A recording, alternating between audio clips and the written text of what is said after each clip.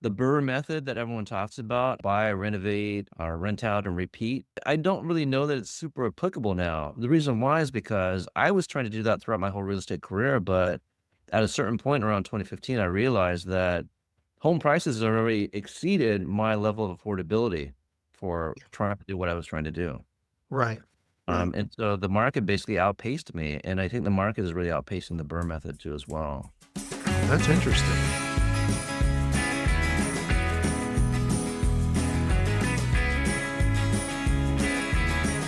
Hey everybody, Zach at New 2 Media again. This week I have Grant Inaba with me, and Grant is in the San Francisco market. We're so excited to learn a little bit more about San Francisco. How are you doing today, Grant? I'm doing great. Thanks so much. Absolutely. I'm so glad you're here. I know I've always loved my trips to San Francisco and the surrounding areas. I know my wife and I went to Napa a few years ago. Back in 2016, I took my two boys down to Carmel and down to um, oh, shoot, what is it? With the aquarium, Monterey. Monterey. Loved it. Absolutely loved the aquarium and loved taking a tour down there. Just love the area. Um, Grant, you are somebody that's running a large team at Epic. I know you told me that you now have 27 agents in your team, and that's incredible. And you've also told me that you cover a lot of ground with that team. What did you say the geographic area is that your agents cover? Yeah, basically anything that's, within the San Francisco market and then going out about 100 miles or so. We'll go as far as Sonoma, as far as Sacramento, as far down as the, bottom points of San Jose, as far east as San Joaquin County. We've gone even further sometimes. So we've got, agents in basically every single one of those markets in different places. And so obviously with a large team, we're able to make that geographic coverage and be able to service our clients at a very high level too as well. Absolutely. That's fantastic. So if somebody's moving into the market or maybe they're even just, downsizing and cashing in on some of the incredible equity that they have in your market, your team can help them. Um, I thought it was interesting when you told me that you've been a musician all your life. Tell me, obviously I see the guitars in the background too. Tell me a little bit about that. Yeah, really just kind of for fun. Started out in the middle school band and, met friends and just kind of got together and was playing every once in a while. I wasn't really super serious about it. It wasn't as if, it's like in the movies where we all got together in the garage and played every weekend and things like that. I met other people that are like that, and I really wish I had a childhood like that.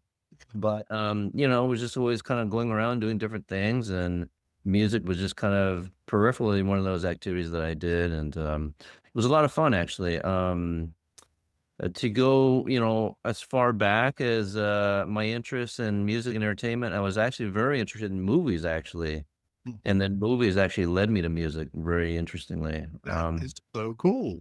In the That is movie so industry yeah, in the movie industry, I was actually working in the sound department. And so, when I decided to leave Los Angeles, come to San Francisco, I actually started working in music in the sound field as well. yeah. And so, really a huge amount of my music, experience and interest is in the music profession as a sound engineer.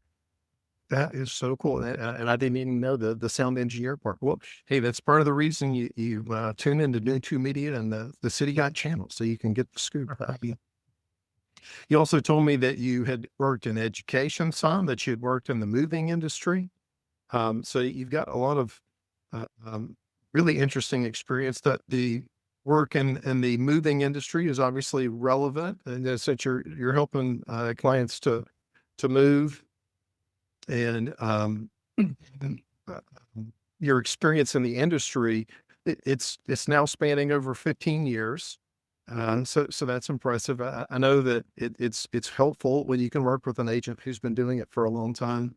Mhm. You also have told me that you have you incorporate a lot of mentoring into your practice because you're working with a lot of agents, and I also think although you're working in the luxury market now, and I know you've talked to me about how you may seek to even form a music and entertainment division of your practice, um, you started much smaller. Why don't you tell us about that? Well, I think I started out just like any other realtor, I didn't really know the possibilities. I was really just kind of looking for opportunity and was really just kind of looking for anything I could in order to get experience. Yep. Was selling, $150,000 condos, which is basically the lowest price point in our market, Yep. 60 years ago. And, I always wanted to be doing a little bit more, a little bit better. And that Mhm. got me into, price points are a little bit better, a little bit better. Uh-huh. And it started to kind of dawn on me that, whether it was a $500,000 transaction or a $500 million transaction, it was the same type of work, it was just different Yeah. types of people, really. Processes are all the same. And so what I started to do was I started to look for partners to work with that, I would be able to split my time with them and help them, get up to speed and send that business that I had already earned in the Yeah. $500,000 price range or even the $150,000 price range, and then be able to avail myself time to focus on the $750,000 price points or the Yeah. $1 million price points. Yeah. And so now I'm averaging somewhere around, I'd say about 2 million or so, which is, not necessarily luxury, but it always gives me inroads to meeting higher price point people too as well on a consistent basis. Absolutely. Yeah, I'm sure even San Francisco, that's a nice home. It is, Uh, yeah, yeah, yeah. In San Francisco, actually, the median home price is about 1.5, yeah. and luxury doesn't really officially. I think there's always debates, but I think, in my opinion, luxury officially starts at around 3 million or so. Okay. Uh, Let me ask you that. Just going back to that, where you used to be in the business, and I think this is a testament to just investing in real estate. I believe in investing in the stock market and real estate. Both. That's the way I think people should manage their money. And I work on the stock side, but I love partnering with real estate professionals. What do you think that $150,000 condo that you started selling 16 years ago? What do you think that's worth now? Well, it's worth about, I would say, around maybe 320,000 or so. Okay. So you made a good 150K or so. But what I also started to realize too as well, because I was doing something else on the side, and I was actually buying lower price point homes Mhm. that were distressed, living in them, fixing them up, and then renting them out, and then going to find another project Yeah. and rinse and repeating. I was always trying to find the lowest price point properties that I could to do, and I was usually doing it in cash. Yeah. But if I was to rewind time and go back, I would actually do it in the more higher price point properties that I could find. Okay. And the So you're reason why, telling an agent that's new to the industry, you would tell them to go bigger earlier. yes, I would. Well, I mean, it's a different market now. I don't know how much more, real estate prices can go up, but Yeah. starting for 2008, I mean, really, they just took off. So, I think it's a different time. This the BRRRR method that everyone talks about. What is it? Buy, renovate, rent out, and repeat. I don't really know that it's super applicable now. The reason why is because I was trying to do that throughout my whole real estate career, but at a certain point around 2015, I realized that home prices had already exceeded my level of affordability for trying to do what I was trying to do. Right. Right. And so the market basically outpaced me, and I think the market is really outpacing the BRRRR method too as well. Oh, that's interesting. I mean, that's some real estate philosophy there. Um, so would you advise folks to, if they're making investments in real estate, to go a little bit further out, or just do it differently in town? Man, it's a kind of on an individual case basis, but I would say that, obviously the real estate adage is, buy early. The best time to buy is when you have the money. Yeah. Try to time the market. Right. I would add to that, try and buy the. Yeah, I think trying to buy the cheapest thing possible is really the smartest thing to do, to tell you the truth. Yeah. And the reason why is because for any regular person that is looking to build financial equity, they do it in the home that they live in. Right. And, for investors, maybe it's to try and scale and, go as high as you can, increase the Mhm. number of profit margins as best you can. But for your regular homeowner, I believe it's really to try and buy a home that you can securely purchase and not be afraid of stretching yourself too thin, not be afraid of Yeah. losing that investment. Yeah. So many times we get way over our heads and, you know, for any of your regular pedestrian homeowners, I Hmm. say it's buy the cheapest thing that's possible that you can afford, that you are happy with, that you're comfortable with, especially in the monthly payments. Don't chase after what the neighbors are doing. Don't chase after Yeah. what you see in the media and the TV. Yeah. Um, so many of my clients, they are looking at HD TV and they're saying, "I don't want that look. I want that house." And what's unfortunate is that everybody else is looking at that very same thing too as well. And Hmm. we're all slowly kind of brainwashing ourselves into believing that we all have to have that same thing. At the Yeah. very essence of, I think, the American dream, it's to buy a piece of shelter that's going to protect you and take care of you and turn it into a very good real estate investment, further down the line over time. Right.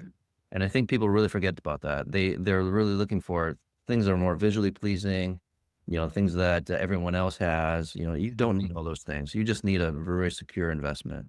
Right. Yeah. I mean, what everybody else thinks is not what matters. Yeah. You need to do what gives you peace. I Exactly. like that. I like that you're giving some really practical advice here. You're not necessarily trying to, you know, hype up a certain category. That's great. I mean, I feel like Grant is really um, easy to talk to, and I think people that are thinking about making a real estate purchase would feel comfortable working with you. Um, Mhm. let's transition for a moment to just talking about this great area that you live in. I mean, San Francisco has so many incredible things. I mean, the weather is certainly unique, and it's a beautiful area. You've got all kinds of activities, whether it's sports or music, the arts. Obviously, you have very unique things going on there on the coast, and mm, but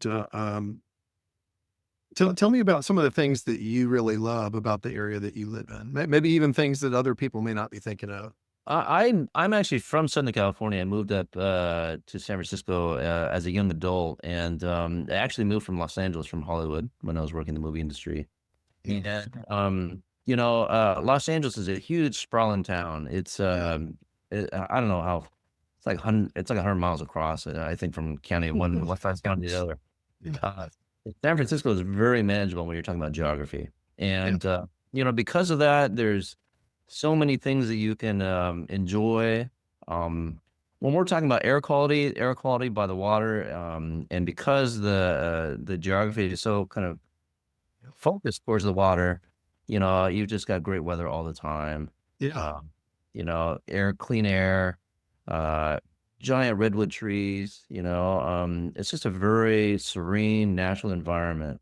yeah, And I think a lot of us, we really take for granted being up here and, just knowing that the sun is going to be out every day. yeah, I feel so blessed to be able to, be in this place and, everyone's so happy and, yeah.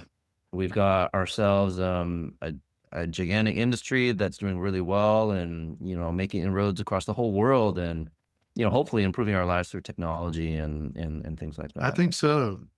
I Yeah. think so. I know a lot of people talk about the negatives with technology, and at the time of this filming, the big thing that everybody's frustrated about are the data centers, Mhm. um, and their power usage and maybe their water usage. But I think all in all, I think that the improvements that are coming from technology are a net positive for us. And I think the quality of life that we experience is only we are so lucky here in the United States that I feel like our quality of life just continues to get better and better.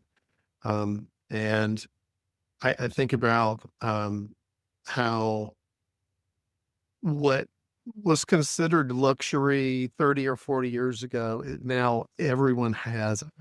This Yeah. crystallized for me once when I was doing a visit to Graceland in Memphis, Elvis's old house. I was doing a tour of the house, and this house that was this supposedly this incredible mansion, and it's still a nice home.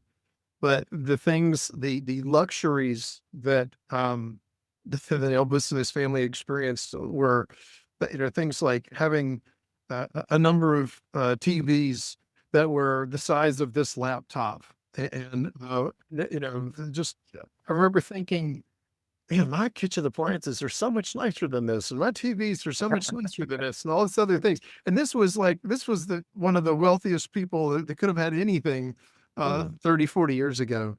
And I live in a pretty, average or maybe a little bit nicer in Alpharetta, Georgia. But yeah, our quality of life just continues to get better and better.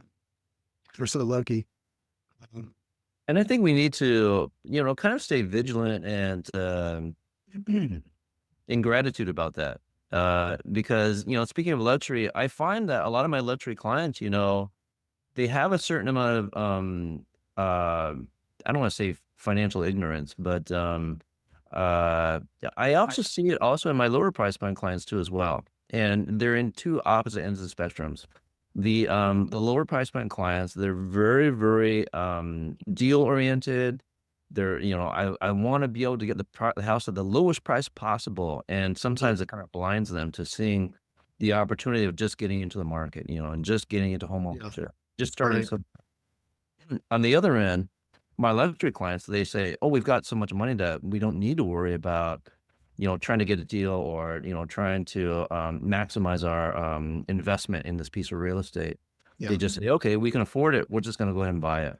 And I think there's on both ends of the spectrum, there's a financial vigilance that needs to be done, and always staying on top of your finances and always understanding, what the value of money is and not taking it for granted, I think is very, very important too as well. I agree. I usually I think keep that in check, but I definitely think you can overstress about things sometimes, and sometimes that gratitude and just being thankful for what you have and the position you're in is really is important. So that's great perspective. Yeah. And, for all those luxury clients that are out there, fortunately, they have someone like me that can help them, understand those parts and understand the market, understand what the value of that real estate is they're selling or buying. Yeah. Mm. Well, you got great experience to show them. Um, okay. Well, we always like to. We've covered a lot. We've covered some information about the town, and we've covered some interesting information about you and your background and why your team again covers basically 100 miles in every direction from San Francisco. So you have the opportunity to help people in the whole region, really. But we always like to end on a food thing or have some kind of food scoop in these episodes. So you mentioned a restaurant that we definitely want to give a shout out to. What's the name of the restaurant? My old roommate, Andrew, he owns a business called the Little Chihuahua. It's a little taqueria, and he started out with one on Divisadero Street, and he's got multiple locations now, and he's even got a Little Chihuahua in the SFO San Francisco Oh, Airport. So that he's much, is cool. yeah, I mean, that's that's great. That's great info. I mean, it's not always about, like you said, it's not always about the Michelin rated super fancy places. I mean, who doesn't love great tacos from a taqueria? And the name Little Chihuahua is awesome. So I think the audience will love that. Thanks for giving us some good food scoop. thank you. Grant, I really appreciate you taking the time to tell us more about the San Francisco area, and we can't wait to interview some of the other agents in your team. Yes, I'd love to bring them on and have them talk to you too as well. They've all got their own different unique qualities, specialties, and they're always here to help too as well. Fantastic. Well, thanks so much for giving us the opportunity, and we look forward to catching up with you again soon. Thank you.